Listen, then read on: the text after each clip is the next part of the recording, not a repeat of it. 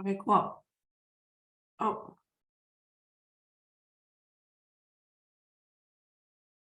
Megan's texting me. I just want to see. Yeah, no worries. Okay, cool.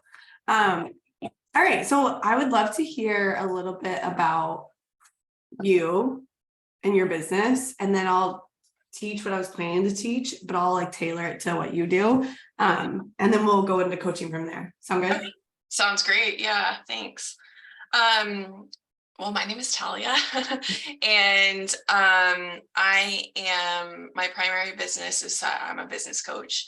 I'm also a lawyer, and I used to do family law, and I've done, I kind of was, when I pivoted out of family law, trying to decide between focusing on like business law as a lawyer Mhm. or going back into coaching, because I had been Mhm. like a general life coach in addition to being a lawyer before. And I decided that I really didn't want to practice law at all. Yeah, So I'm focusing entirely on coaching now. cool. And so I kind of do, my niche is like women service providers, Yeah. like solopreneurs or very small businesses. And I'm kind of like calling myself a life coach for business people. Like I don't really do how to business. It's more like how to do the mindset around being in business. Yeah. And I focus on helping them make money and develop Cool. their confidence and things like that. Awesome. Where are you? You look like you're at a mountain vibe. Oh, I actually am in the mountains. Yeah. I live in Leavenworth, Washington. I don't know. What? Okay, Yeah. so one of my clients is hosting a retreat in Leavenworth this week. Oh, really? Yeah. I'm Sweet. like, I don't know Leavenworth at all. Like it's so random. Oh, funny. But yeah, she's gonna be there hosting a retreat. Okay, cool. Nice. Yeah, it's a great spot. It's a very touristy town. Is Like, it? yeah, I don't know if you know anything about it, but it's like Bavarian themed. And so there's like the downtown is like all gingerbread and Oh, lederhosen and oh. I think I've seen pictures. Like now that you say that, I've seen her marketing pictures, and I'm like, I can picture it. I know what it is. yeah, it's got a real tourist shtick, but it's a beautiful, beautiful place to live, and there's tons of access to the outdoors. That's So amazing. the local community here is pretty cool. Yeah. That's amazing. Okay, so where are you in terms of like hitting your goals in your business? Like, are you feeling strong halfway through the year? Are you like, I'd like to do more revenue? What's going on business wise? That's a great question. I very much feel like I just made this. I was practicing law full time until like April of this year. Yeah. So and I was doing a little bit of coaching, but almost none. And so I made a really like abrupt change from practicing law to coaching. And so I'm definitely still in the like starting up The and building. phase. Okay, Yeah. cool. Yeah. Awesome. Hi, Andrea. I'm happy you're here. Let me introduce myself to you guys in case you don't know me. I'm Jackie Murphy. I am a business coach for yoga teachers and yoga studio owners. So I spent about a decade as a yoga teacher, opening several different studios, really going from like hustling and broke to like finding coaching and then figuring out how to use that to grow a thriving studio. And then I've had this coaching business 4 years. It's always hard, right? With COVID, I feel like the time is like, what happened? How long have I done this?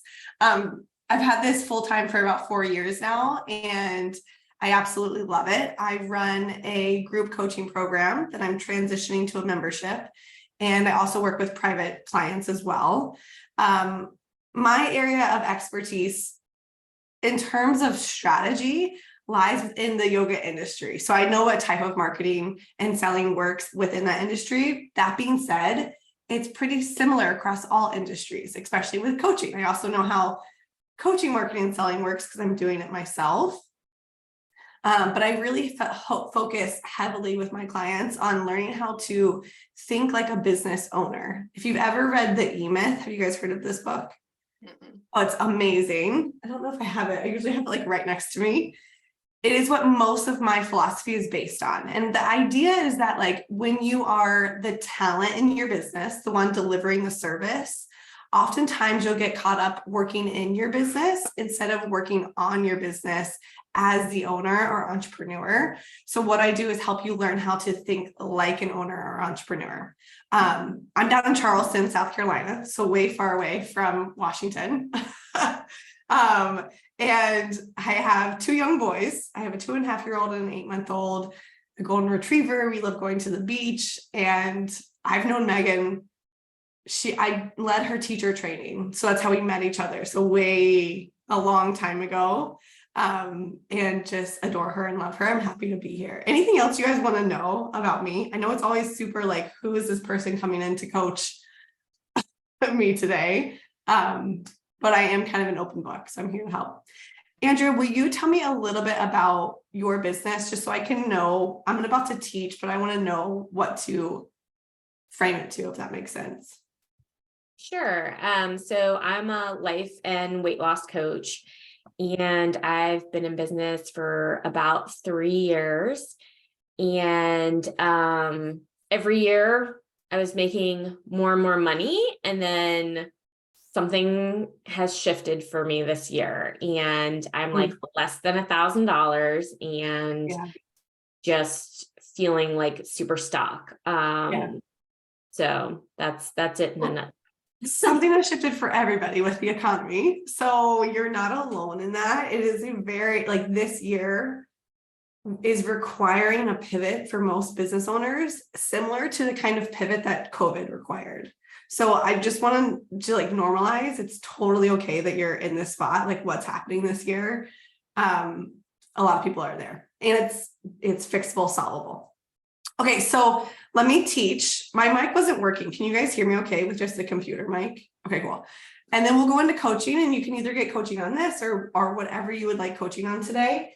But this is something that I think I learned a little bit too late, both as a yoga teacher and a studio owner, but also as a coach, of just like the basics of how to make your money work for your business and for your lifestyle. One of the things that I hate to see, my client who runs retreats actually has a significant amount of revenue, is bringing in almost $200,000, but isn't able to live the life that she wants to live because her relationship with her business finances is just kind of out of whack. So this may seem really basic to you. It may not seem basic to you, but I think there's always something here for us to look at. I believe that when you start to make money in your business, whether it's $1,000 or $100,000, that you have to prioritize profit first. This is from another book called Profit First, also great recommendation. And the whole idea is based on the primacy effect, that what you put first, you will see as most important. Typically, when we are making money, this is like in our personal lives, when we have money come in from a job or a salary, all we do is we take that money, we put it into our bank account, and we pay our expenses. We pay our mortgage, our rent, gas, food, whatever we need. And then whatever is left over after our expenses, you may buy yourself something nice. You may save a little for taxes. You may put some away for a vacation in the future. And then this is how we tend to operate personally and end up living paycheck to paycheck because we're prioritizing the expenses first. That makes sense. So many times I see business owners take this same mindset into their business. So I make a little bit of money and I need to pay my expenses right away. And those expenses come first. And then maybe if I have some left over, I will pay myself. This is how business owners will make multiple six figures, but not be paying themselves anything and be like, what's happening? Why do I not have the lifestyle that I want to have? So instead, I want you to think about it in terms of putting that profit first. You want to make the money in your business, have the revenue come in, prioritize profit in your business. So that may mean like 1% of what you just made. It may be nothing. That's totally okay. It may seem small, but taking that and putting it away into a separate account, a savings account in your business, so that you can walk around with the self-concept or the identity that I am a profitable business owner, that my business has a padding or foundation to catch me when I do experience dips, because that is business, right? Like we know that up and down is going to happen. This can also be paying yourself right away, right? Making sure that when you have expenses, you're paying yourself right away so that you are walking around thinking this business is supporting me. I am getting something from this business. From there, you take that money that's left after you put profit away and you look at what am I going to invest in? And I'm sure Megan talks about this, but your investments are things that will give you a return. A lot of the times with studio owners, yoga studio owners, they'll tell me like, I'm going to spend my money on a new water fountain. It may increase the experience for your students, but it's not going to give you a return on investment in terms of people buying membership. No one is buying the membership for a water fountain, a nicer water fountain, right? So you want to look at how you're spending money. Is this investment going to give me a return? Coaching always gives not always, but should, if it's good coaching, give you a return on your investment. Marketing will give you a return on your investment. Improving your sales skills will give you a return on your investment. Hiring should give you a return on your investment. Those are things you prioritize next. Then you look at your expenses and you think about what money do I have left over and how do I want to use it? And expenses aren't going to give you a return on your investment. They're just what you need to pay to keep the operation running. Oftentimes, we get so focused on making more money and just thinking, how can I make more so that I can eventually have more, pay myself more. And even as you make more, you don't pay yourself more.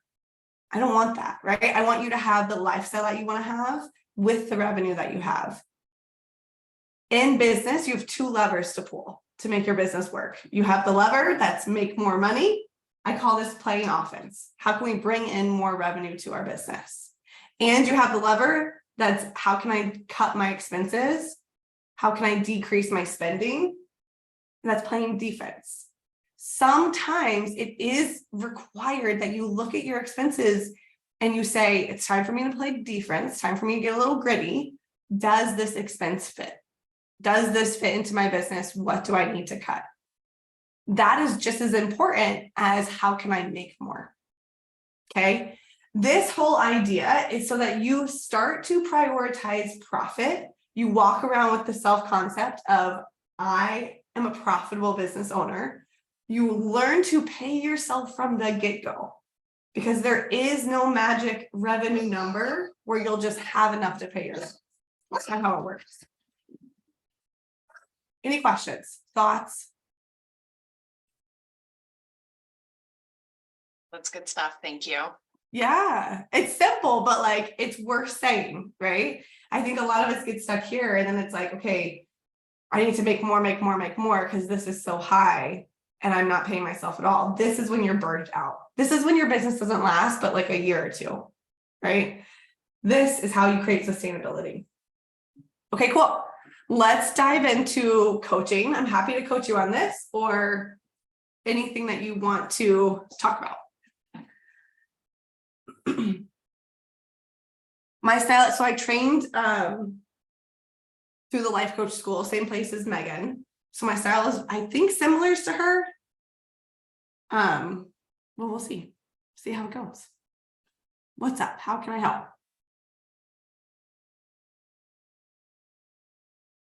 Andrea, if you want to go first, I don't really have anything specific. I can definitely come up with something, but I don't have a burning question currently. Why don't you both come up with something? We'll take a moment and you can like set your focus. This is something that I have my clients do at the beginning of every call. Whether you actually get coaching or not, I always find that when you set I'm a yoga teacher. So when you set your intention, it will always come back to you. So it doesn't have to be like, I have this major problem in my business and I need coaching on this. It can be, I'm looking for a strategy to increase my revenue. Or I'm looking for a strategy to cut my expenses. Or I know this thing is doing really well. How do I multiply it? How do I do it more? It can be focused on the good, focused on what's working. So I'll give you both a minute. Think about what would make you feel grounded and successful walking away from this call today.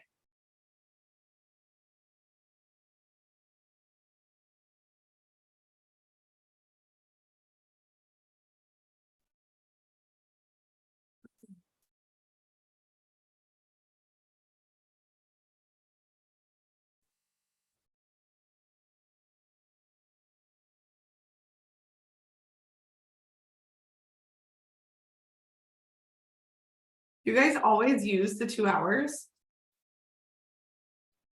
Yeah, Yeah. we usually go the We full way. usually do this. This is a pretty small group for us though. Okay, okay, cool.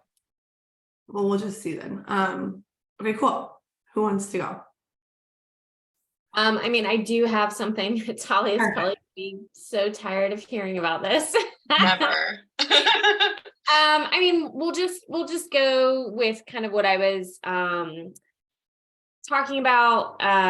Just like I need to, so not only has this year been frustrating because I'm not bringing in any money. It's been like $667. That's it. But it's now gotten to this point where I'm like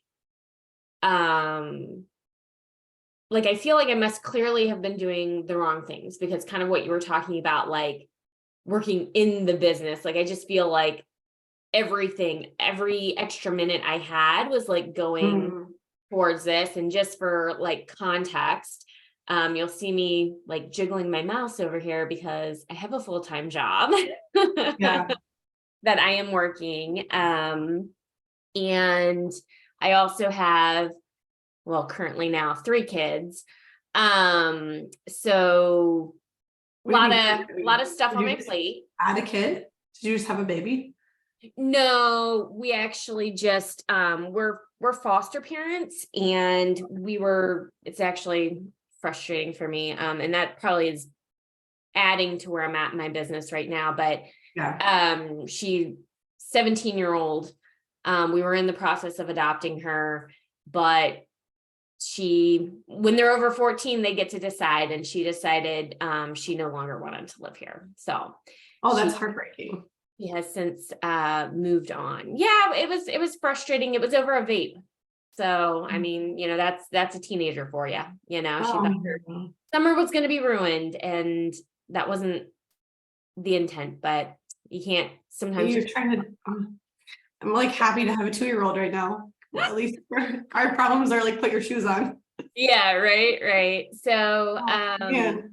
yeah. So anyways, that's that story. But so I have this like thing in my mind, which I know is not entirely false, that like I just have so much on my plate, and I feel a lot of guilt for like doing these things in my business, specifically because I'm not seeing the reward for it. Like I'm not seeing that payoff. I'm like, here I am taking all this time away from my kids and all that kind of stuff, and then it's clearly like not even working, right? So I feel very like guilty.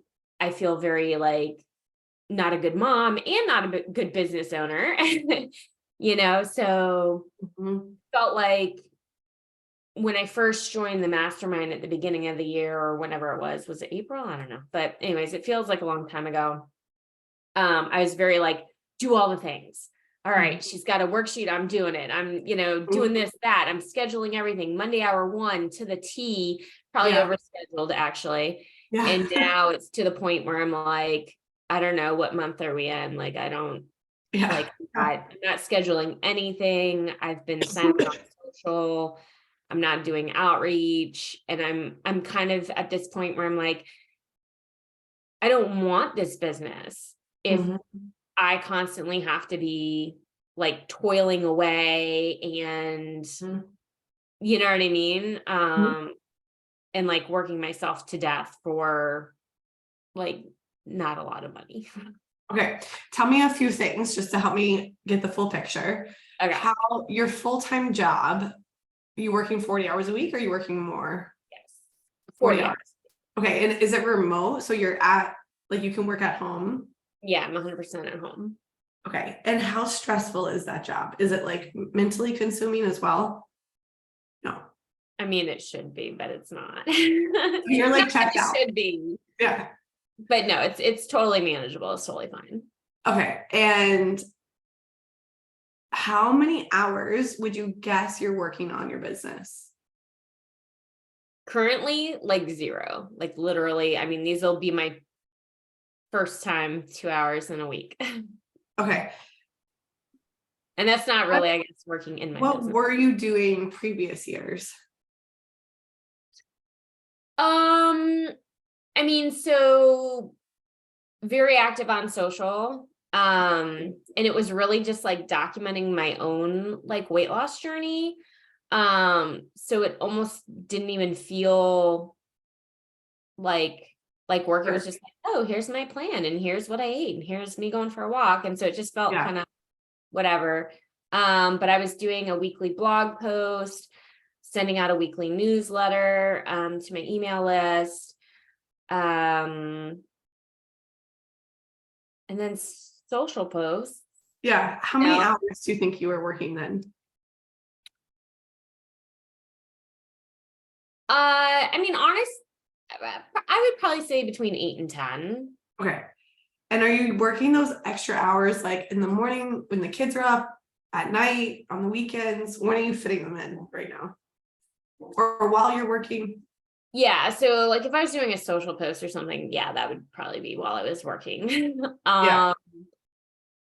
Even the blog post, I mean, the kids aren't home because they don't get picked up until a little bit later. So I'd be like, maybe like right after work. And then I would just like slap together a newsletter and be like, whatever, usually kind of on the same subject.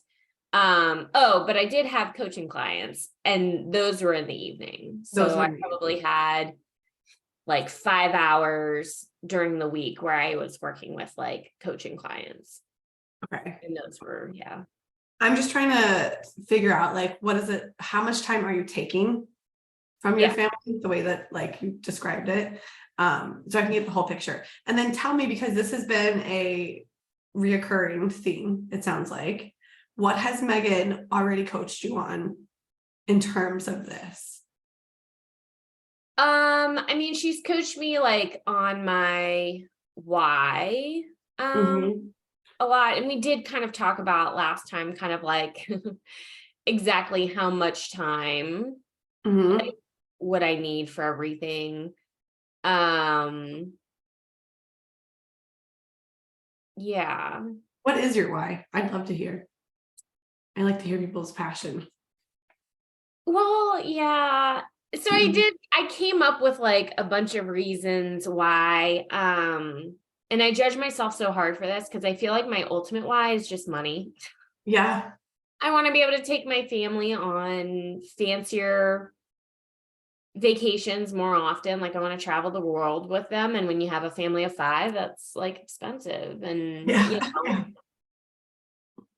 So, how much money do you want to make?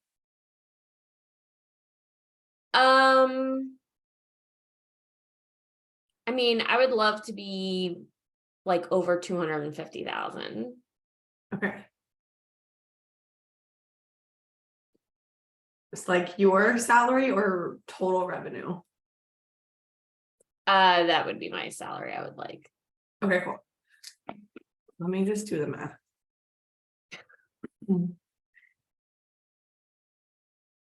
Okay. Okay, so when was the last time you signed a client? Oh God. I think I had 2 or 3 technically like group coaching clients that I signed at the beginning of the year. Okay. Are they still? No, that program's over. Perfect. Okay, cool. Thanks for finishing my sentence. Okay, so I'm curious because your thoughts right now are, I'm not bringing in any money, which seems like a fact, but it's also a thought. So we want to look at that. And then the other thing that's really sticking out to me is this feeling of like mom guilt, and I'm taking all this time away from my kids and I'm not getting any reward from it.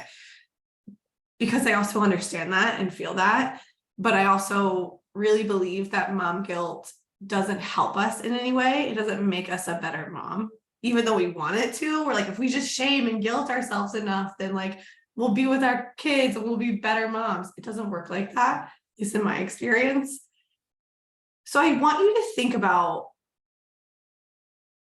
just go with me here. Your brain's not gonna like this question, but let's say for the rest of the year, if you don't make any money, like if you just stay $0, nothing else happens, you're posting some, you're blog posting, you're showing up, no clients come, what reward would you still get from doing that?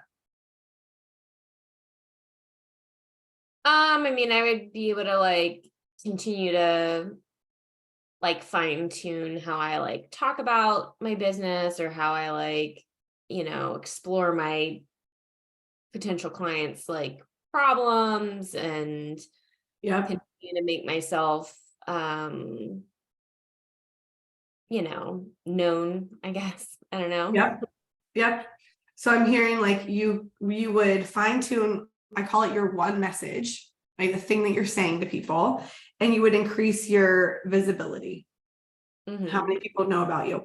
Now, what reward would your family get from this? You have no money, you're working, how does it serve them? I mean, I love I it. have like nothing. They get nothing. Yeah. Less time I'm available to like nitpick on them, I guess. Not quite where I want to go, but let's like really have your brain go there. What reward does your family get from you working? I mean, they get to like see me going after a goal and like persevering and not like giving up Yeah. just because they don't think it's not working. Why does that matter? Because not everything is going to work all of the time. And, I want them to learn how to push through difficult things and be able to problem solve and, Yeah. You're saying it, but I don't know if you believe it.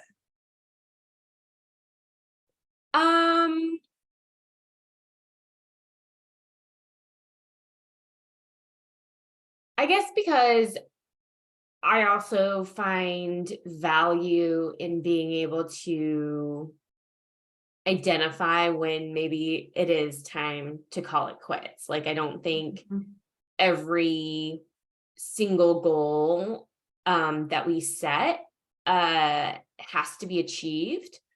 I mean, like, I had a goal of adopting a kid from foster care. I mean, that was a little bit out of my control, but just because we didn't meet kind of that goal or whatever, like there was still value in the process.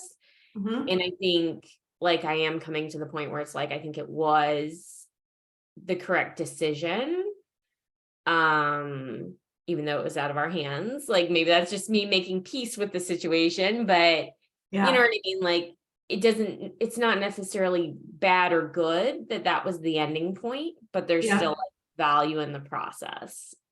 I totally agree with you. So tell me this, like, let's say that how old are your other kids? So you've got 17. I also have a 16-year-old daughter and a 9-year-old son and a 6-year-old son. Holy moly, you are busy. Okay, so let's say in 10 years, maybe 20 years, one of your kids comes to you and says, I've been starting to try and do this business and it was going well and I was making money and now I'm feeling drained and tired and not sure I want to keep going. How do you help them decide whether or not it's time to quit or time to persevere? What would you tell them?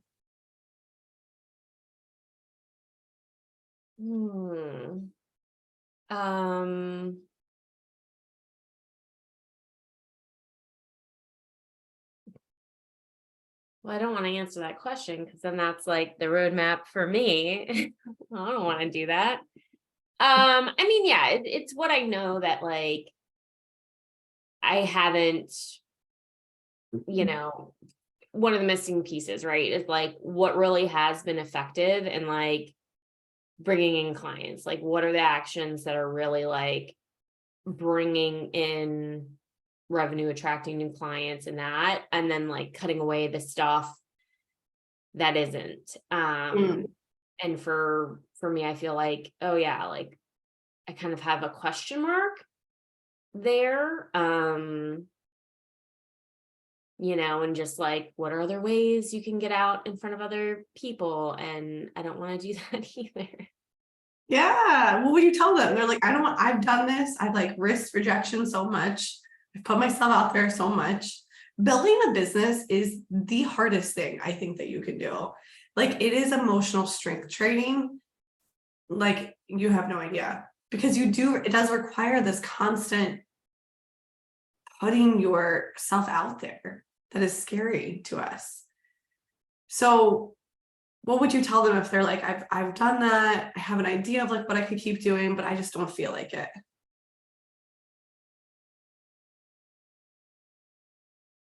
Like, when do you quit? This is a bigger life question. When do you quit something? If you have the answer, I would love it. Um,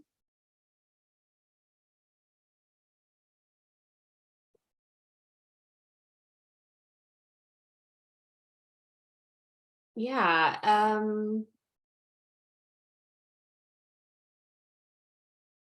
I mean, for me, the thing that keeps kind of like swimming around my head is that like just not even knowing if I can help people.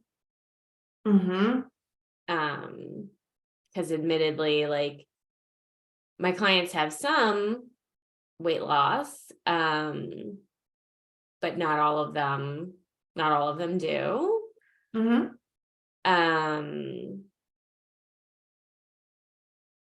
So I think I get stuck into that too. It's just like not even knowing, like, well, can I even help them? So if I can't help, then like, then what are we having here? A business built on fraud and lies? Like, Yeah. that doesn't feel good. That seems like a good time to quit. Yeah. Okay, cool. So the definition of it's time to quit is when we are putting this in different words, but like harming another person. Yeah. If that's like a very dramatic way to say it. Okay. Did you harm your clients? No, I don't think so. I'm not harming Did they them. hit their goal perfectly and lose the exact amount of weight they wanted to lose? My guess is probably not. No. Is that on you or is it on them or both? I mean, it's on them, but I very heavily, even as a mom, measure my worth and my, Yeah. It's also on you. It's like, so with my clients and for Talia, it's money, right? So if our clients don't make the amount of money that they want to make, yes, that is on them because they have to show up and do the work, but it's also on us to look at where is my process lacking? How can I improve what I'm delivering so that I hedge the bet to help them get where they're going? I think it's when I have clients who don't succeed the way they want to, I take it very personally. It hurts. It makes me sad. And I think that's a very human thing that I never want to get rid of. Because it shows that I'm like, I care. I'm not going to be like, well, it's on you. You're on your own. Figure it out.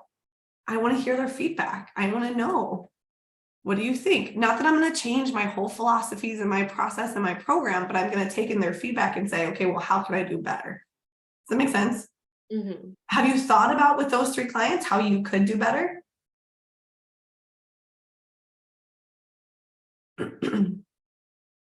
What could you add, change, implement, edit, take away?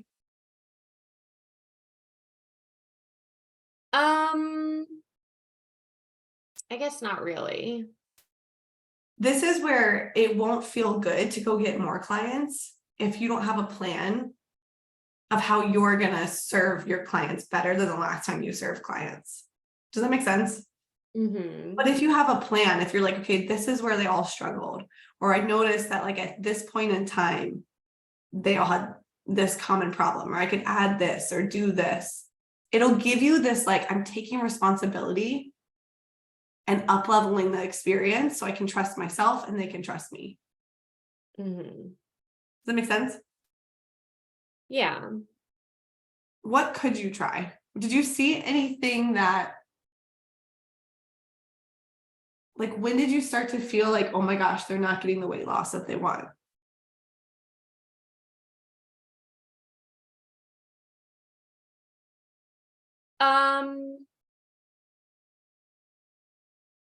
I mean, specifically, this one girl, because my group program is like 6 weeks, and actually she's a woman, she's not a girl. She had gone through my group program 4, 5, maybe even 6 times. Mm-hmm. And she really enjoyed it, but then I felt like because it ended up being just her and this other woman like going through it over and over and over again, and they were happy and they were satisfied, but they weren't losing weight. And so I decided that, like, to better help them, I felt like we needed to stop with the group program and do, like, they could continue with me one-on-one. And so she signed up for like a year with me, and and she would kind of lose some weight and then she would gain it, and then it was a lot of just like flatlining. And I always considered her like, oh, this is my ideal client, because she would do the paperwork, she would track her habits and all this kind of stuff, do the journal prompts, but then she wasn't losing weight, you know what I mean? And so I think that that's when I was like, wow, I had somebody for a year that I was like dedicating specifically to whatever issues were coming up for them. And she like ended at the same weight that she started at. So then I was like, clearly I can't, like, I'm not effective. Yeah. Yeah. Yeah. That thought is making you not want to work your business. I'm not effective. Yeah. How does it feel to think that? Oh, I mean, I'm defeated. I feel like a failure. Yeah. When you feel defeated, thinking I'm not effective or I'm a failure, of course you don't want to post on social media or do outreach, right? Of course you're like, okay, well, I'm not effective. It spreads. We want to compartmentalize the thoughts in our brains.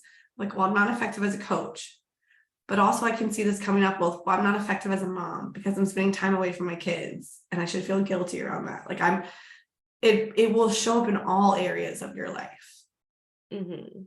Now, what's super interesting and what I see popping up is like your thought of, I'm taking all this time away and I'm not making any money, so there's no reward, is also what popped up with your clients. She's putting this time and effort and energy into it, but she's not losing weight, so there's no reward for her. It's like, unless we get the very specific circumstance outcome goal, it's not worth it. Does that make sense? So for both of you all, it is wonderful to have a result that you promise your clients. That's helpful, right? That's what we want to do with our clients. At the same time, knowing the lawyer, you have to know how to say it in a way where it leaves some ambiguity around what they may actually get. Does that make sense? So instead of saying, I used to do this, I used to say, like, I will help you make money, or you'll make money with my program. And now I say you're going to feel more confident making money. You will learn the skill of marketing. You will learn the skill of selling. Money may be a byproduct, but I can't promise that. That would be unethical for me to say, work with me and I'll make you money. I'm not in charge of that. I wish I was, right? So I want you to think about, like, instead of saying, work with me and you'll lose X amount of pounds, what else would they get? What else did this client get in her year of working with you? Did she feel more confident? Yeah, I mean, she felt more confident, like, around food. Felt less guilty about her food choices. So what did she feel instead? Instead of feeling guilty, what did she feel? I think neutral. Like, Yeah. Food was food, and you either eat it or you don't. Okay. How much is your program? I mean, currently I created a program for this mastermind. It's roughly $2,000. Okay. Do you think that feeling neutral around food is worth $2,000? I'm like, it's a high price. Is it? Have you ever been in the place where you haven't felt neutral around food? Oh yeah. Yeah. sure. What was that like? A lot of guilt, a lot of shame. Yeah, a lot of feelings. Impact your life. Yeah, a lot of just obsessing about food all day. Wasting a lot of energy on that. Okay, I love that. Let's just go there. So let's say that you pay $2,000 and instantly you feel neutral about food. And all of the obsessions leave your mind. What's possible? What would you spend your mind doing? Focused on? Thinking about, your 100 other to-dos, your kids, your job, your household, what you want to do for fun, other things you want to explore. Yeah.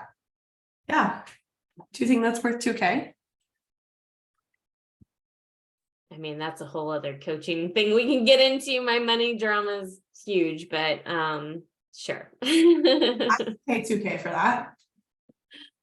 I think that if you could clear someone's brain of food drama, that they could make way more than $2,000. If they had more energy to devote to work or building a second business, whatever it may be, right? Yeah. So I want you to see how right now it's like the surface level thing is like, I'm spending so much time and energy on my business. But underneath it, it's just this deep disbelief in your ability to deliver to your clients and a disbelief in your product. Mm-hmm. And maybe yourself as a coach. Mm-hmm. Right? So those are the things, if you could just for a moment imagine believing in your program, believing in your clients' ability to lose weight, and believing in yourself to deliver, would you want your business? Would you want to keep going? Yeah. Yeah. Have you ever given yourself the permission to quit? Not really permit. I mean, I do tell myself, I'm like, this is all optional. Yeah. You don't have to do this. No. But then I'm like considering that as like a real option. And then I'm like, what? Yeah. Just kidding, not a real option.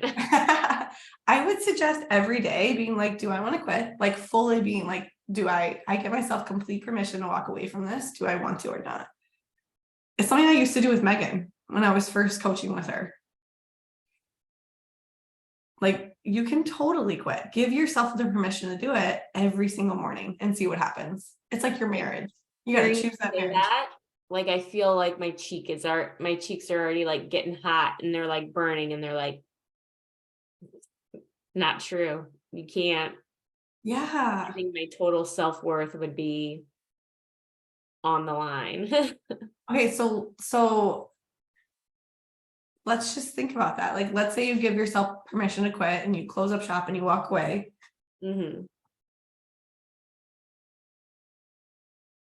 What would you make it mean about yourself that makes your cheeks hot? I'm a failure. Yeah. Either way, you're thinking that. You're already thinking it right now with your clients.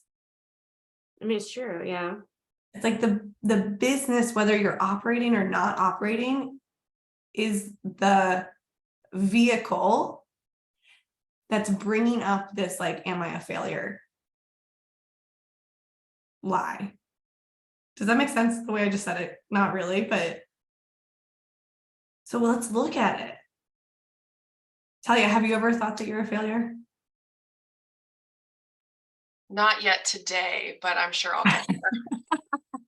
7 a.m. So not yet. Yeah. For sure. Yeah. I've also felt, I feel like it's very taught to women. You're going to fail. You're going to be a failure as a wife because you're not doing X, Y, and Z, a failure as a mother because you're not baking the gluten-free muffins, whatever. You're gonna be a failure in your business because you're not bringing in 7 figures already.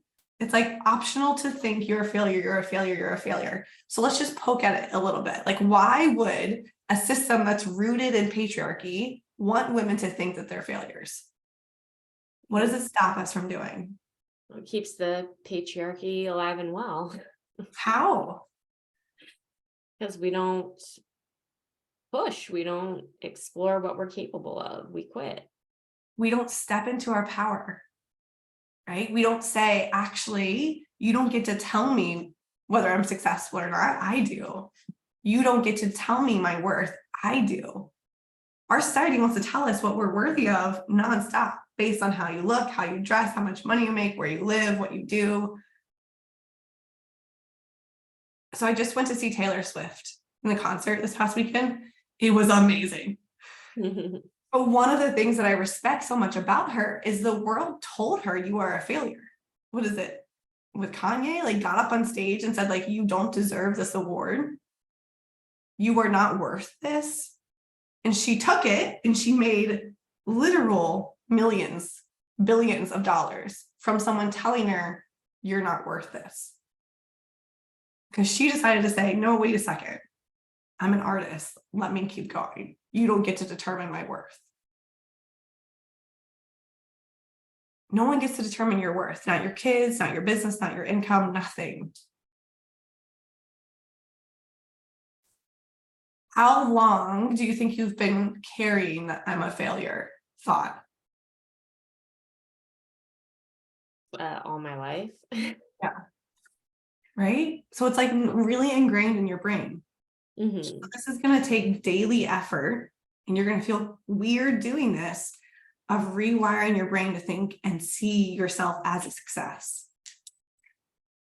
Every morning, why are you a success? How do you know that you're successful? Every night, what did you do today that shows that you are a success, that you are successful? And your clients can do the same thing. And when they're coming to you, it's what Megan has y'all do at the beginning of the call, saying, this is where I succeeded, this is where I'm winning. They're going to be less focused on the number, which is the key, right? There's value in the process. Those are your words. Okay, so let's, just for the sake of this, we're going to look at the model. You guys use the model?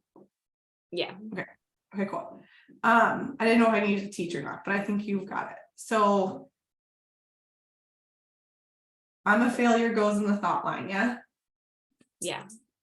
The feeling is shit. Yeah, defeated.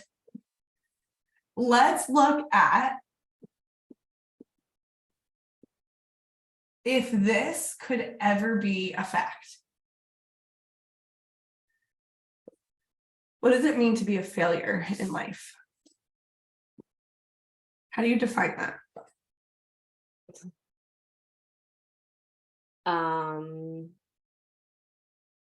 I guess you don't have a successful, profitable business, Okay, but then no profit. yeah. If we put that in the circumstance line, does every person who has no profit think I'm a failure? No. No. Let's think about Amazon, Apple, IBM, literally any big company. Mm-hmm. How long do most companies not turn a profit for? Tesla.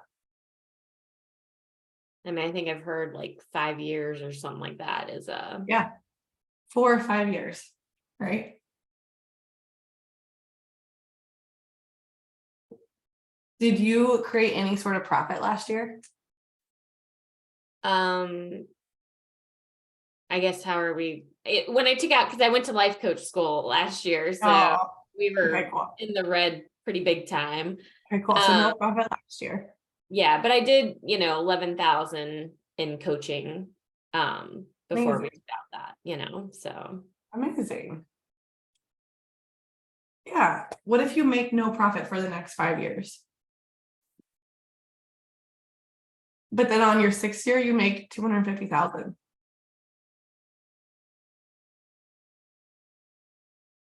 Are you a failure? No. No, you're sitting there with $250,000. You're on vacation. You've got your whole family flying with you. You definitely wouldn't be thinking this. So can we cross this off as the determining factor of whether or not you're a failure? Yeah. Okay. Then what else would point to a failure? What does Brooke say? Nothing's coming to mind right now. I think this is like way like in her earlier episodes or earlier Brooke days. She would define failure as just deciding to stop. Like the only way you can fail is giving up, Okay, yeah. right? Mm-hmm. Talia, do you have a definition of failure? That's my definition of failure. Deciding Is to quitting, stop. well, quitting when you don't want to. Quitting when you do Yeah. want to is not a failure, but quitting when you don't want to quit. That is so good. I love that definition. Quitting when you don't want to. That's failing. It's giving up on yourself, really. So, Andrea, you tell me, what do you think? Do you want to quit? You have full permission to quit and not be a failure. Like it is respectable and it is hard to walk away from something no matter what. But when you know it's the right thing, that is so respectable. Do you want to quit? I guess not. Like I get a knot, right? Like I get like a knot inside of my chest. And I don't know if it's because I don't fully buy into I could quit and not be a failure, or if it's because I feel like there's something more for me and I want to keep doing it. You know what I mean? Mm-hmm. What do you think it is? Which one do you think it is? If you I could mean, at quit, this point, I feel like I have this like personal responsibility to like not quit right now because I'm in the middle of a mastermind, you know, and I feel like I have, and I know that it's not correct, but I feel like I have all this money I need to make back, like for my family. yeah. Yeah. So let's say that you decide to quit and you don't make the money back. You leave the mastermind. Megan's gonna be like, I'm never having you guest coaching again. And you just walk away. What would you have to believe about yourself to not feel like you failed? What's the thought that you would have to offer yourself? The question I'm asking is, what is the most grace that you could deliver to yourself?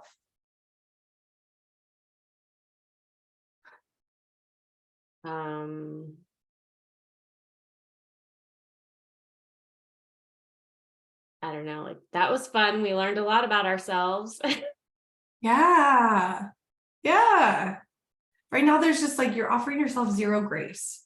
Like, I should have gotten my clients perfect results. I should be making money. I should be making back the money I invested. Mm-hmm. I should feel like I want to do this. That's the business. I don't feel like posting, but I do it. Right? There's like no grace for you feeling anything but inspired and like driven as you're getting clients. Yeah, I mean, because I'm like, but it'll come through in my copy. Yeah. That's Yeah. probably what's been happening. So why post? It's so funny. I get that. Like if I'm not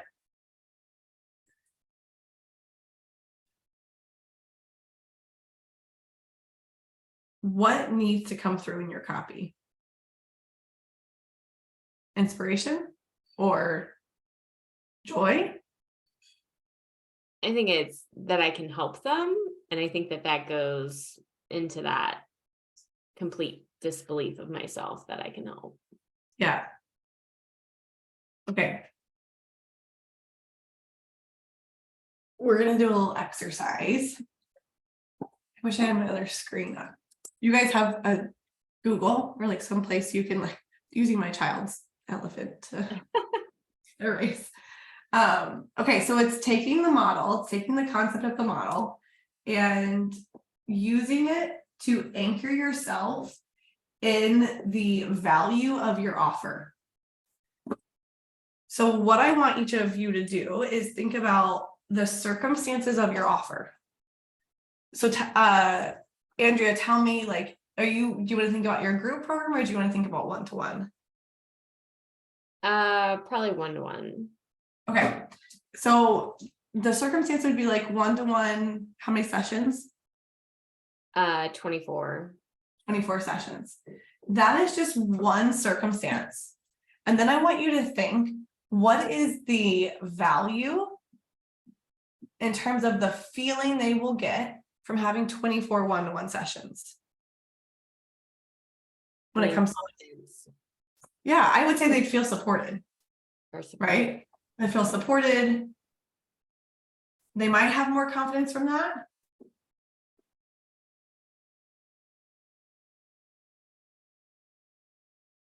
Now, this is where you're not going to rely on your brain because you don't need to, because we live in the 21st century.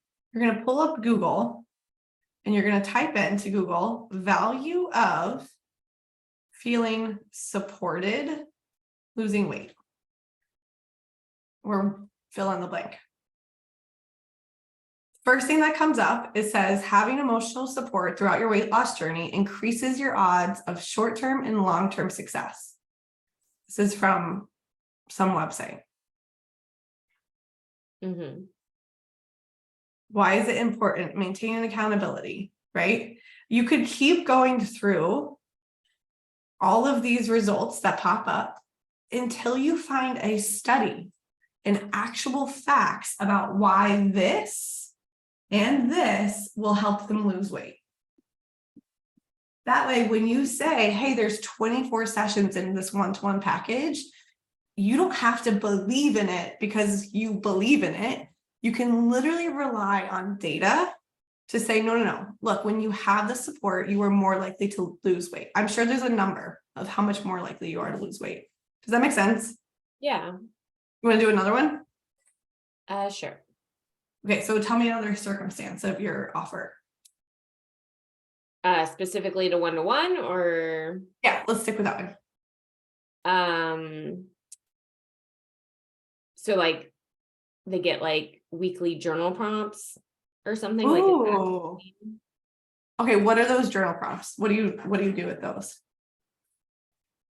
So whatever we're kind of talking about at the time, right? So if they were having an issue with like good food, bad food, like more, placing morals on their food, right? Like then I would create custom like journal prompts to help them explore that.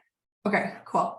So I would say, let me see how I would put this into a circumstance. How many journal prompts are there? I give them one for each day of the week. So 7 of them every week. Okay, so daily journal prompts. What is the value of the journal prompts, either in terms of the feeling or the result that they create from the journal prompts? I mean, the result is supposed to be that they better understand themselves and why they're making certain choices. Okay. What's the result of better understanding yourself? Being able to make a more informed decision in the future. Mm-hmm. Okay, so that's a result. So like the skill of making decisions. How will they feel when they know they have daily journal prompts? Yeah, you just need to learn to say it in different ways. Like I would say confidence is like you'll be able to practice a lot more self-control. You'll have self-esteem. Confidence works too. Okay, so now I'm just going to Google and I'm typing in either, no matter which one you want to choose, the value of daily journaling, the value of feeling confident on your weight loss journey, the value of making strong decisions. Let's see what comes up.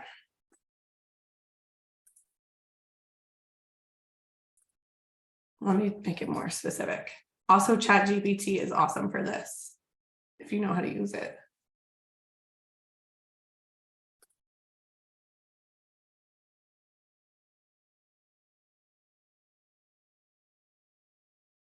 It's giving me like, I need to like Google it better because it's giving me like why you would journal your food, which is not what you mean, right?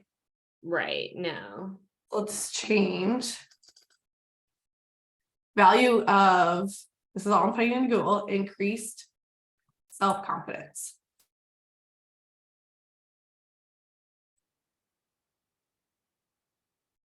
You're more likely to have positive relationships with others, and you're going to be more productive at school and work. Do you see how it's like, it's taking this and saying, you're going to feel more confident. And when you feel more confident, what that means to you is you will be more productive at school and work. You will have better relationships with other people.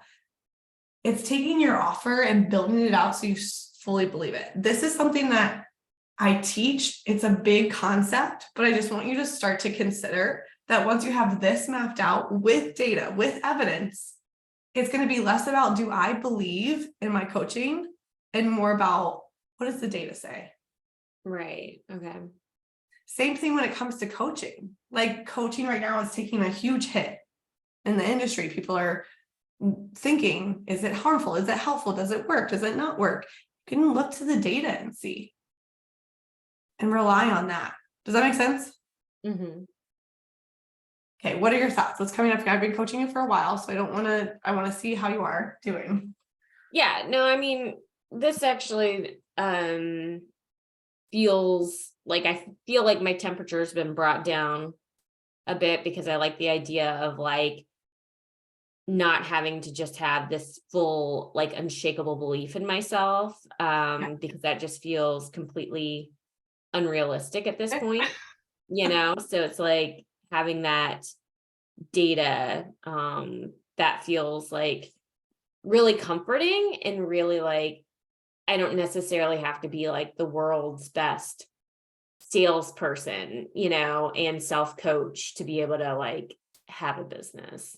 Yeah. So here's what I have found in all my years is that doubt in my ability to help people, and the doubt in my offer, and the doubt in my clients has never gone away. Mm-hmm. It's never gone away. There are days where I'm like, what am I doing? I should just quit and go back to school. And I'm successful and I help my clients be successful. So I don't want you to see that doubt as a problem. It's more like the cloud passing in the sky. When it comes up, it's there. It's cloudy for a little bit, but this is always true because the data shows you it is always true. This is the blue sky that is always going to be there as the cloud of doubt passes. It is okay and not a sign that you are doing anything wrong to have a lack of belief in yourself. You are doing something that you've never done before. So let's leave that and just work on believing that you are the right person for the right client right now. Does that mean you have to be able to deliver weight loss to every single person on the planet? You couldn't. Make sense? Yeah. I think overall, though, like if I were to nail all of this down with like one thing, and it must be weird to have a total stranger say this to you. So I appreciate you like letting me into your brain. I don't think that you want to quit. I think it's easier to think about quitting than it is to believe and doubt at the same time. Mm-hmm. Right? Because you're not coming on this call like, it's time, I want to be done, let's go. I've seen that. I've coached people to do that. That's not you. Right now, all that needs to happen is that you have to hold space for the belief and the doubt at the same time. The reason I don't think you're posting and getting clients is simply because of your experience with your clients previously that hasn't been processed and evaluated. You just got to evaluate it. What worked? What didn't work? What am I going to do differently? Because that's going to be a forever thing in your business. It's not a sign of how good of a coach you are, or how good of a human you are, or how worthy you are. It's just the process. Mhm. Okay. All right. So before we wrap up, I want you to tell me, you've kind of told me your story from the lens of, I want to quit. I might be a failure. I want you to tell me how successful you are. Can you tell me the same story, but through the lens of I am a success?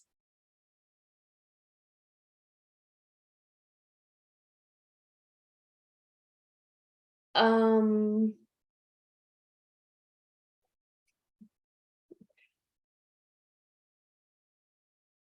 uh, yeah, like I'm a coach. I've been through different certification programs and really grown my skills and have helped, like a dozen clients really become more comfortable around food and be able to understand their, why they make certain decisions and how they're using food in their lives for non-hunger reasons. And I've learned how to create my own website from the ground up and how to blog and how to put on webinars.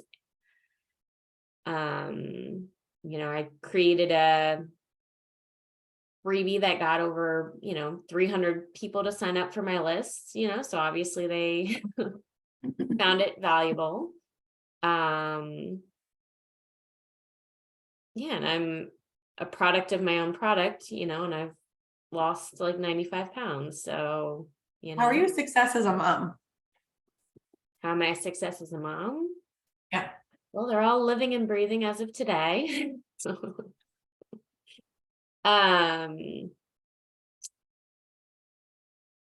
Yeah, I don't know. That one's harder. Yeah. I mean, they love me, I love them, and I show them how to do hard things. And Yeah. Are you doing your best? yeah, Are you figuring it out as you go? 100%. Yeah. Let's use Talia's definition of a failure: giving up when you don't want to. Mhm. Have you given up on your kids? Some days it feels like I have. Right. It's For a few hours at a time, but have you given up on your kids? Have you said you're on your own? You're No. helpless. No. Oh. Yeah. And that is hard work. Mhm. How are you a success in your job?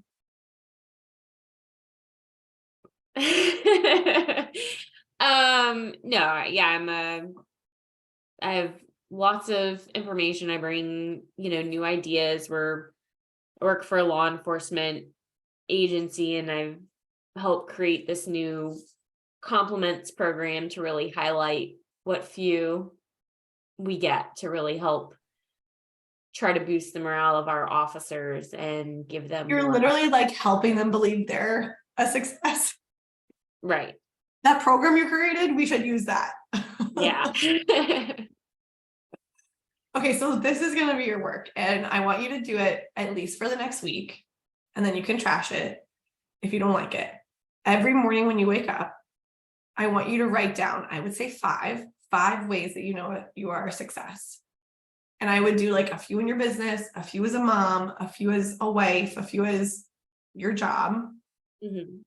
And then when you go to bed at night, I want you to write down 5 ways that you were a success that day. Here's the thing though, you can never repeat them. You can't write day to day the same thing. Every single day, it's a different five, morning and night.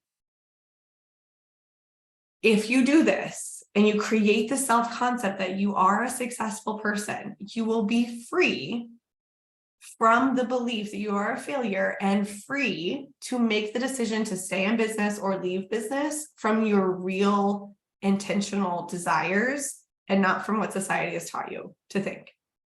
And that doesn't mean you have to stay in business, doesn't mean you have to quit. But I want you to have the self-concept of I am a successful human being, and then decide. And here's the last thing. Most people who build successful businesses believe they're a success. Very rarely do you see a successful business with the person at the head of it thinking I'm a failure. Unless they've related failure to be like, I fail every day and like I'm proud of it and happy about it, right? This is what has to change first. Are you willing to do it? Yeah. Cool. I wish I was going to be back next week to see. I think I know who's guest coaching you, so I'm going to tell them to check in. Anything else? Is anything feel unfinished? No, that was good. Thank you. Yeah, of course. You've got this. Okay, cool. Talia, what is your takeaway from all of that? Because that was a long, went all over the place. I made a couple notes for myself. I like the get data to show value thing. I also wrote down, I really liked what you talked about early on about what reward do you get from doing coaching or whatever other than money. Because that definitely applies directly to me. I've been like kind of struggling with like what result I've gone like from money to money, like for my clients. Cause like, yeah, anyway, so being able to frame like what you were saying about like confidence in money. Yeah. That was helpful. Let me tell you the rest of mine. I'll just read you my sales page.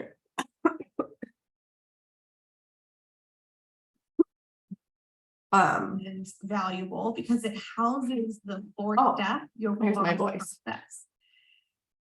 Listen, No, I turned that off. Okay, let's see. Here's what I say. Here's what I tell my clients. The Yoga Boss Group transforms yoga teachers to CEOs. You will, here are the results you'll get. Know exactly who you're meant to serve and why. You'll build an aligned business with an offer your students want to buy. Master organic marketing, create ethical sales conversations, increase your impact and influence.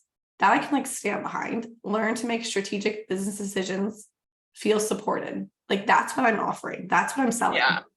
And if you make money, which most people do, awesome, but I'm not going to get into a lawsuit over like telling people that they can make, like, I don't want to be that sleazy salesperson. Yeah. Right? Yeah. So steal those if you want them. Thank you. Yeah. Perfect. Okay. What can I help you with?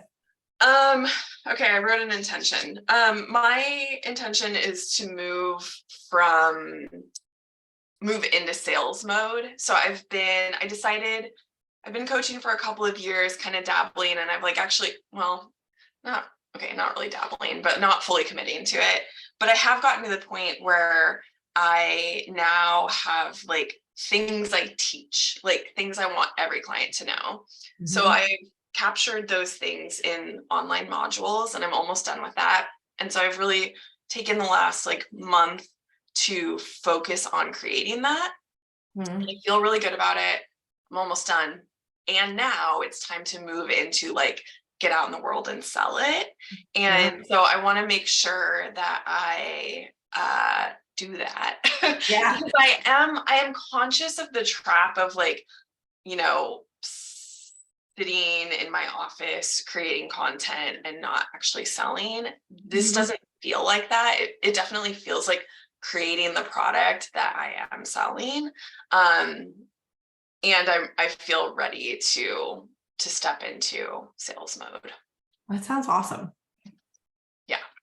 It sounds intentional. It sounds like you pulled back, you created, and now you're going forward. When it's not intentional, that's when it's like the self-sabotage. I'd rather be in my office. Right. So what is your plan to sell right now? Do you have anything mapped out? I don't have a plan. I have some ideas. I have done a couple of webinars in the past, and I think I would like to really focus on things of that nature. Like I like creating high value opportunities for people to interact with me. I did sign a client Sorry. No, it's okay. I signed a client from the last webinar I did. And so I feel like if I can get one client per webinar right now, I'd be psyched. Okay, cool. So Tell me that, your offer. How much is your offer? so my offer, I could stand to clarify this slightly. It's like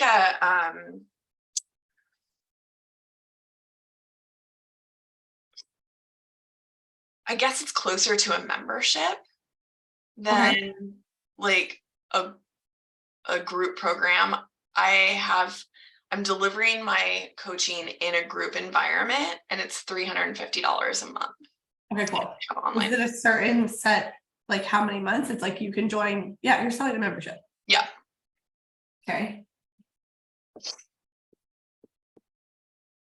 And you're helping them, what's the result that you say right now? So that is,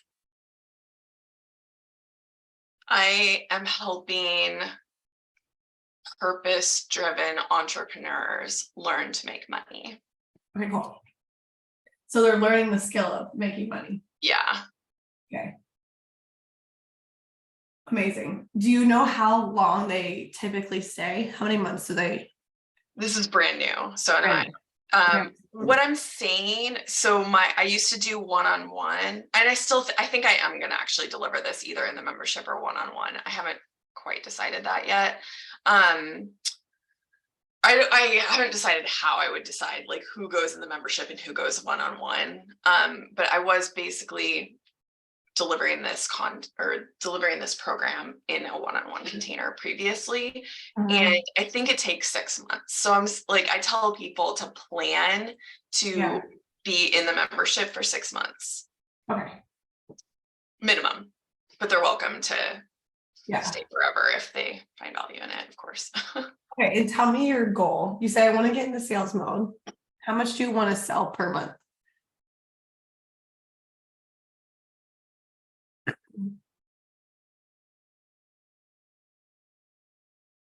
I would love to have,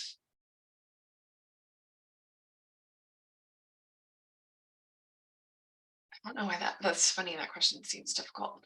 So I would love to have a minimum of like 20 people all the time.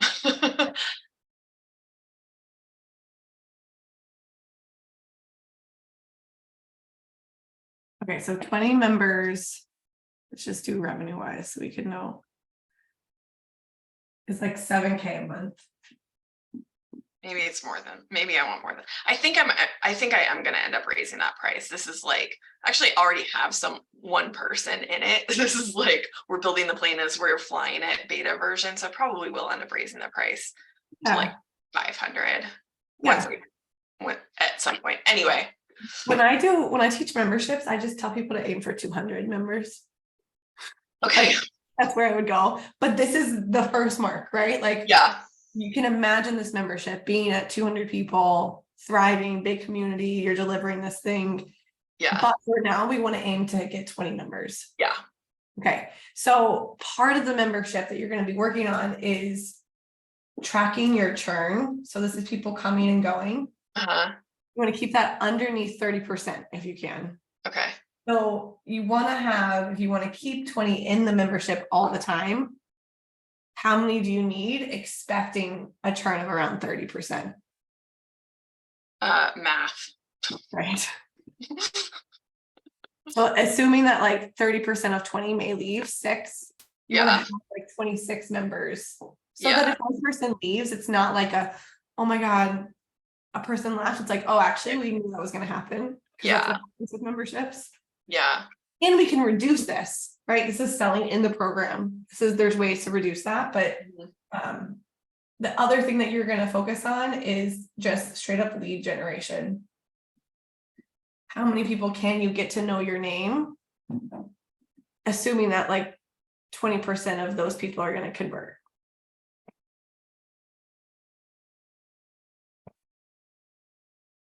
Let's see.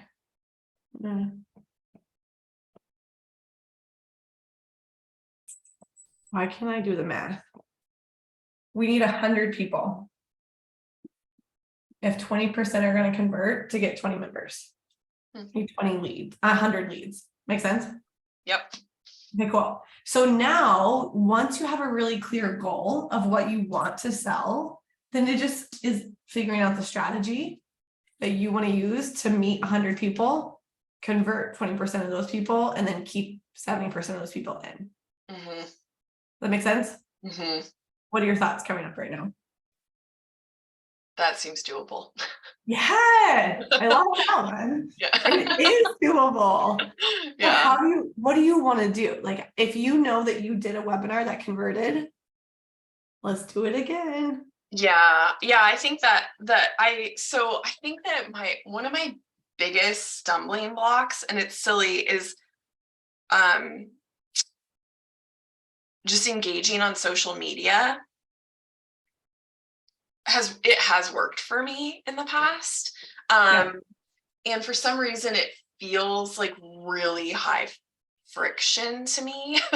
Yeah. And so, but I think that I'm a member of I have done a lot of like one-to-one outreach in person, and I'm fine with doing that. I'm a member of a networking group, but it's like I feel like I need to cast my net a little bit wider for like this model, like this business. I love it when people say stuff like that, because you're spot on.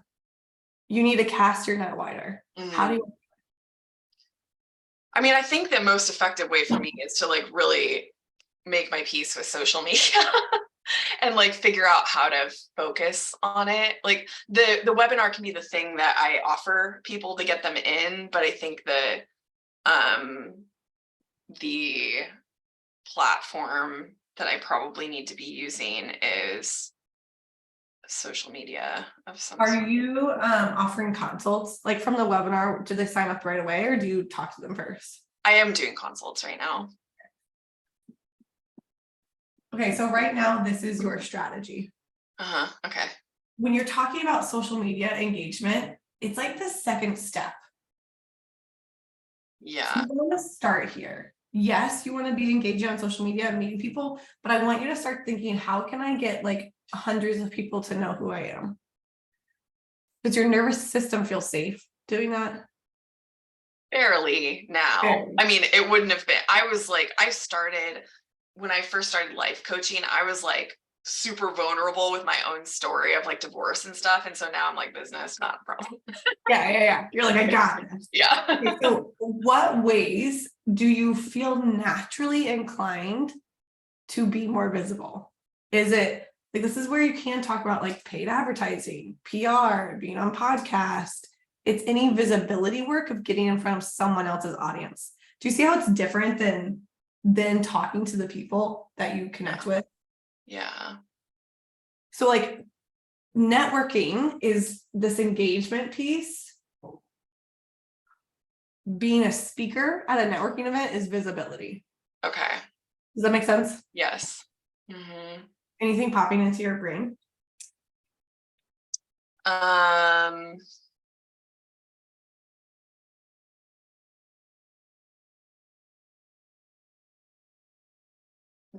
That's a little bit of my brain definitely has like, I live in a tiny town, like that feels like really difficult for some reason. Yeah. But I mean, I think I can theoretically,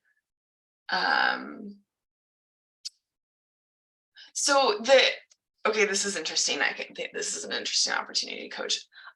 I naturally could connect with lawyers, right? Like I know lawyers. I'm still a member of the bar. I can like get up and speak in front of lawyers. And my brain is telling me that there's nobody who's going to be like getting like in that audience that is going to like resonate with me as a coach. And so I don't know if that's something I keep like stumbling on, is should I don't know why. Should I focus on marketing to lawyers, or should I affirmatively not market to lawyers? If that makes sense. Okay. Anytime your brain says there's no one that would like my coaching, it's a red flag that what is talking. Your primitive brain, Yeah. like your amygdala is making these big black or white generalizations. Mhm, Either affirmatively should mhm, or definitely should not. mhm, It's probably both. mhm. There's probably at least one person in that network who would want your services. Mhm. You see how that's more true than there's Yeah. Yeah. anytime your brain goes to all or nothing, black or white thinking like that, I want you to be really onto it of like, like what am I trying to protect myself from by this big statement? Yeah. What do you think it may be?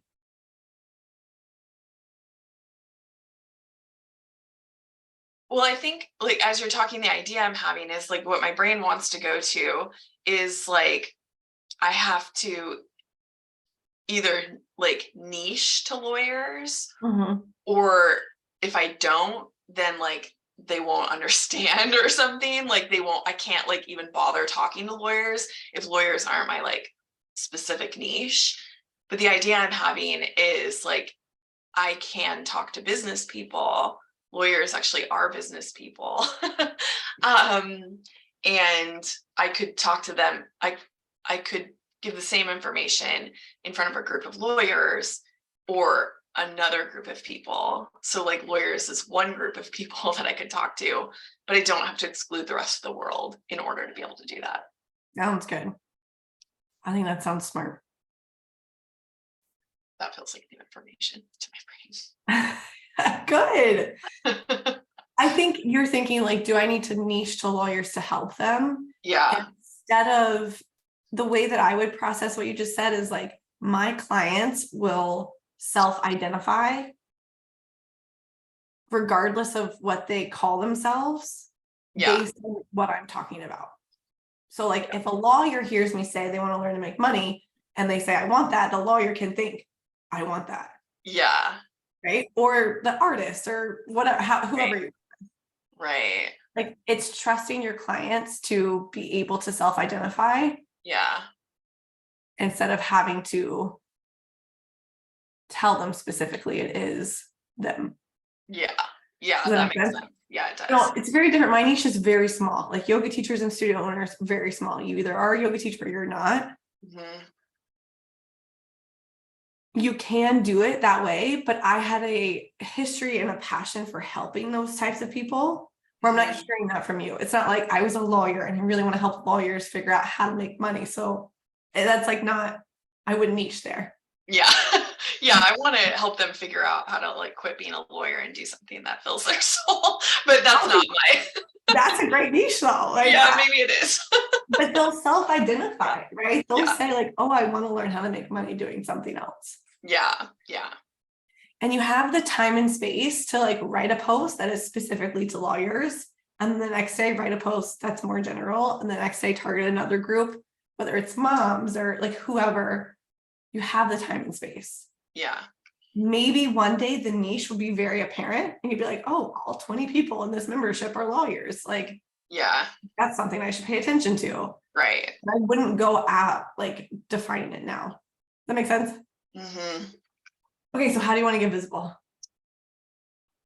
I want to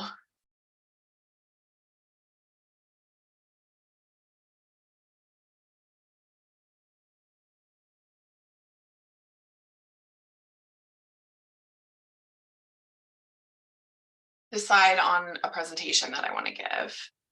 Okay. And then I want to go out and find places to give that presentation. Perfect. Vague. Let's get more specific. Mhm. Yeah.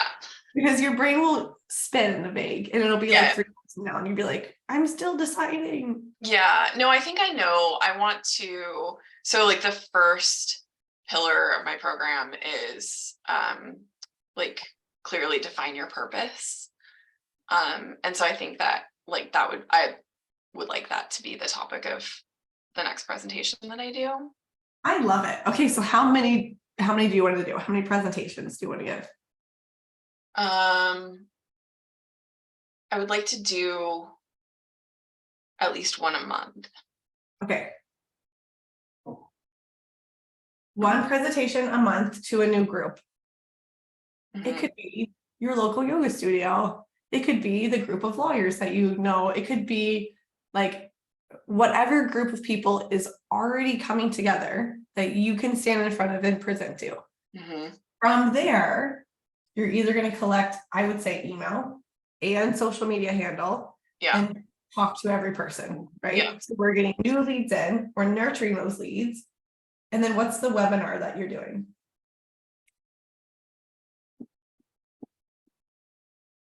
Oh, okay. So I feel confused between the presentation now and the webinar. Ah, Like that flow. Got it. yeah, yeah. Most people do that. Okay, so here's the interesting thing.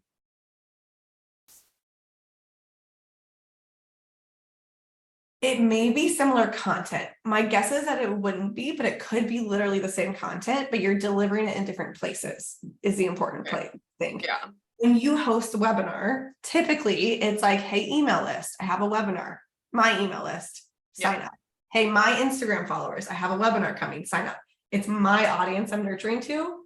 This is their audience I'm teaching. That's more important than the content being different. Okay. Does that make sense? Yeah. Now, this is going to get pretty nitty gritty. So tell me if it's like too much. Is it too much? How are you feeling? No, I'm fine. I just want to make sure. Yeah. So when you're thinking about what presentation do I deliver at what point, you want to be considering what is their thought and what do I want them to think at the end of this. So when you're presenting to someone else's audience, their thought is, I like this group that I'm in. Who is this person in front of me? At the end of that presentation, you want them to think, I want to learn more. That was cool. Yeah. Very simple.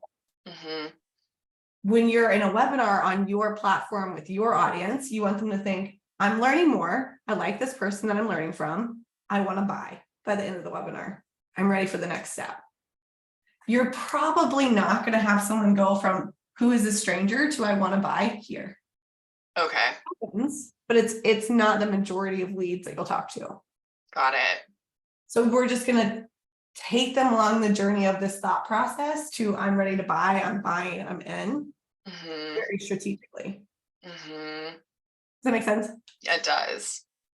So I like this, like this is your first pillar of your thing. It is something that you can teach. It's value right away. Your webinar, what I tell my clients, it needs to deliver 2 messages. You can do this, and you're ready to put in the hard work to do this.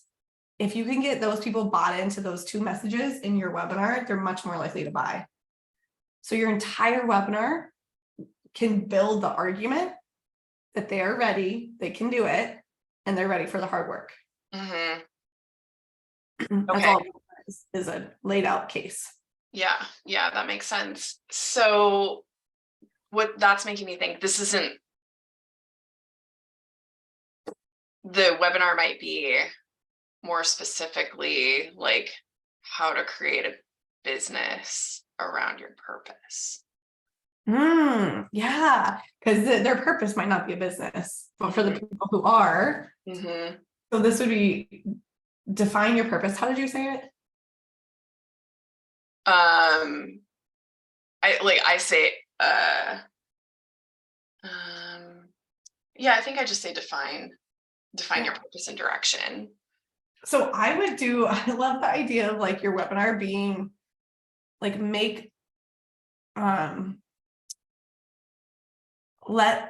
how to make money be a natural byproduct of your purpose. Yeah. How to live your purpose, how to build, however you want to say it, like make your purpose profitable. Yeah. I almost created a whole course that was like purpose to profit. Like that would be a fabulous webinar. Yeah. And it goes with this flow. Yeah. Right? Yeah. So if you're doing one of these a month, when do you want to do how many webinars do you want to do?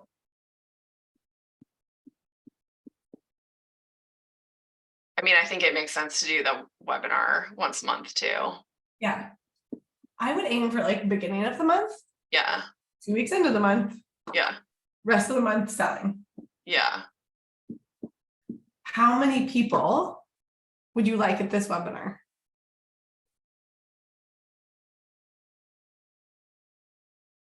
I mean, right now, if I had 10, that would be awesome. Okay, cool. So how many people do you want to speak to before you have 10 sign up for the webinar? I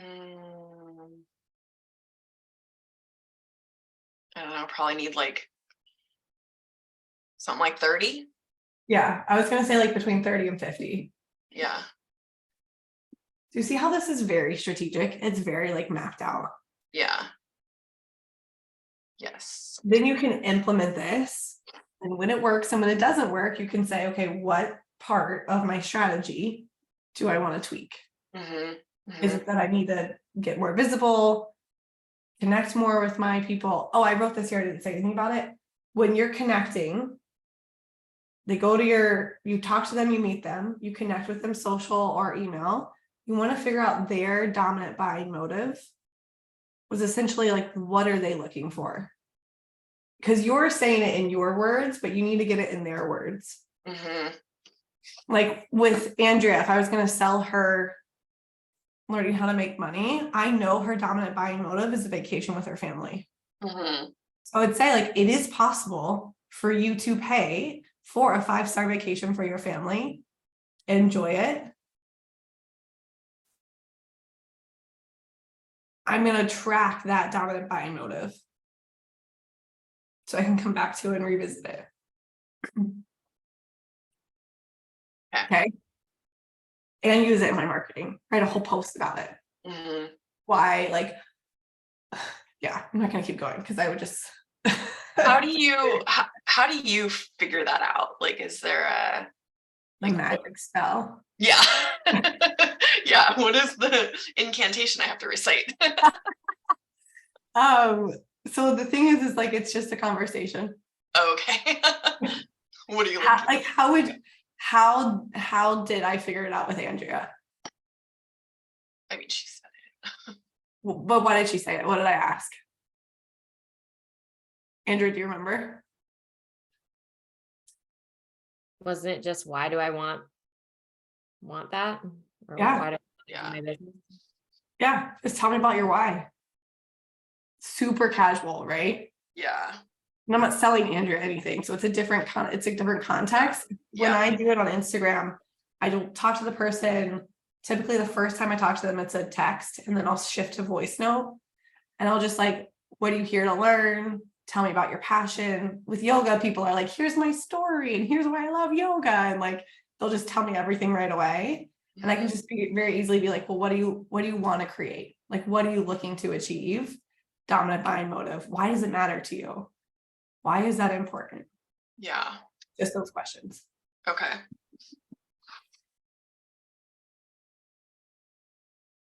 Oh, I have an email within this is just another idea for you. I have an email within like my welcome series that at the bottom it's like PS, like respond to this email and tell me your story about yoga or tell me what you're here to learn.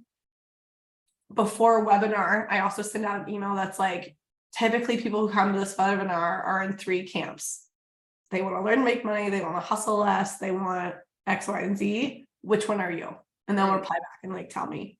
So I'm like prompting them, but it helps to get their response. Okay. That makes sense. Yeah. Okay, cool. So now let's finish the model. What do you need to be feeling to go implement this?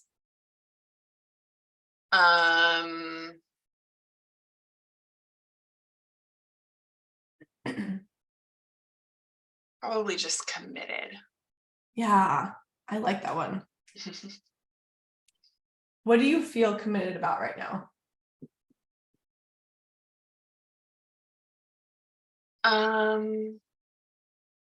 I feel committed to making my business work. Okay. When do you feel it the most? Uh,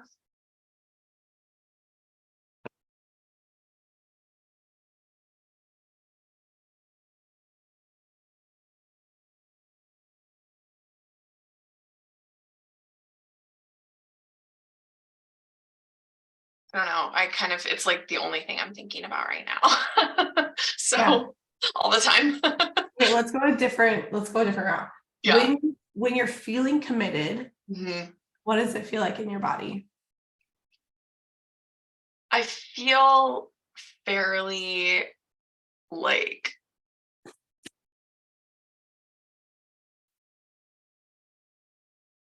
it's like a quiet but higher energy. Like not I previously like was prone to like excessive nervous system activation, so I usually am feeling like fairly calm, yet like have the energy to move forward. That makes Yeah. sense. Is it lower in your body? Is it in your hips, in your belly, or is it more in your chest or heart? I think it's more in my heart. Yeah. Yeah, center of my chest. Yeah. Okay, so center of your chest. Is it a color? Is it like a rock, a lake? Is there anything like associated with it? Committed. Feels like it would be more like maybe like water flowing like forward. Mhm. Yeah. Yeah. Okay, perfect. Like the more you can describe that, the easier it'll be for you to tap into that feeling on purpose. Mhm. What thought are you thinking when you feel that water forward flowing?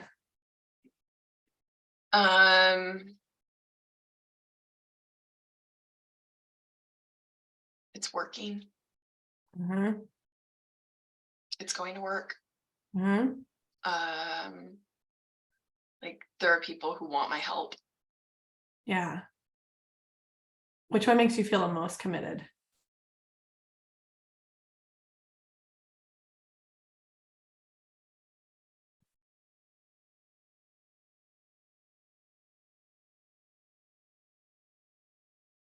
Right now, I think it's working because I Yeah. think that's something that I've struggled with in the past.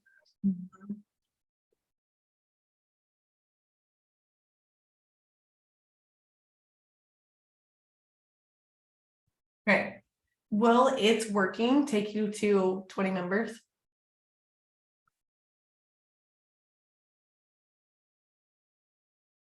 Yes. Okay. Will it take you to 200? No. It feels like maybe what I need to get over that hump of like I really struggled with like doubt about that in the past, but no, I think it's like that needs to be more like my why. What do you think you'd have to think to get to 200 members? There's something about like I guess like if I'm thinking about like what my why is, I do feel like really strongly about like women need to learn that they can like be financially independent and make their own money and also hold on to all the things that are important to them. Like they don't have to sell their values to make money. Mm-hmm. And like that feels like I want them to know that. Yeah. Yeah. Yeah. To me, that feels deeper than it's working. Yeah, it's true. Yeah. That's more commitment. This Mhm. is like, it may make you feel committed. Everyone's different. But for me, this is more like inspiring motivation to keep going versus I'm going to go get 200 women financially free Yeah. so that they can do whatever they want to do in their life. Yeah. Yeah. Hmm. That will drive you more to stand in front of a group of people you don't know. Right. Then it's working. Yeah. It's working is like what gets me like moving like from a stuck point today. Right. Yeah. Like, but it's not my like larger purpose. Yeah. Yeah. Yeah. One of the thoughts that I'm working on right now myself is like, I'm ready to work hard. Mm, And I like, Yeah. I'm not afraid of like, this is gonna be hard work. yeah. It's a hustle. Doesn't mean you have to like grind, but it's gonna be hard work. Yeah. And you're ready to work hard because you Yeah. have this bigger purpose. Yeah. Then, kind of similar to Andrea, I would look at it's working every evening. Right. How do I know today that it's working? Mm-hmm. How did I move the needle today Mm-hmm. to get me closer to what I want? Mm-hmm. Yeah, Any thoughts? that's good. No, that's helpful. Yeah. And then Andrea, I think this is perfect and not coincidental that like this is what is coming up in the coaching. What's your thought of when do you feel committed? What are you thinking? Oh, I feel like it's been a while since I've felt committed. Yeah. Um, What do you think you've been committed to? like other things, I mean, I've been committed to my weight loss, to my children, training for a marathon, training for Oh, natural childbirth. oh, oh man. Okay, so what were you thinking when you were doing those really hard things?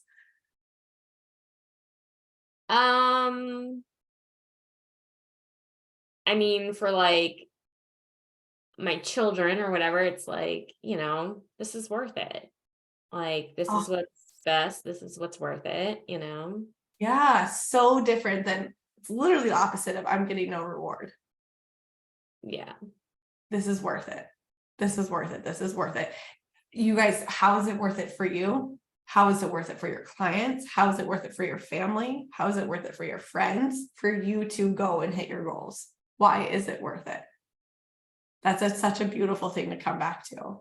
And then I want to offer you all this. So I heard this recently via TikTok, does not come up with this thought. It was a lady who had died and like had an afterlife experience and then come back, and she was talking and she said like the realization that she had is every single thought that we have in our brain is a vote for something or against something. And it's a choice we're making for something or against something. So every time you have a thought, I want you to ask yourself, like, what am I voting for right now? Am I voting in favor of my success, or am I voting in favor of my failure? And just come back to intentionally, you want to vote for your success, I would think, right? Unless we have some issues that need to go to therapy, right? But we want to vote in success of our business, of ourselves, of our families, of our clients. So are our thoughts in line with that? Are we casting the ballot in the right direction? In the same vein, you can wake up every morning and think like, if I'm committed to something every day, if I'm voting for something every day, if I'm committed to one side winning every day, what am I committed to today? Do my actions reflect me being committed to my success, or me being committed to my primitive brain's comfort, which is usually like where we go, because this is so far out for us to do it. Cool. Yeah, that's actually so weird because I was peer coaching with an LCS classmate last night, and we were discussing that every choice is a chance Yeah. to either move towards who you want to be or to remain, who you are currently. So I feel like right in line with that. The universe is like, hello, hello, hello. What's your choice? I want to move towards, my business and pushing myself outside of my comfort zone and believing. I want to make the choice to believe. Okay, let's just move towards that family vacation. Yeah. Look, there is no why that is morally better than another. Like helping women be financially free, awesome.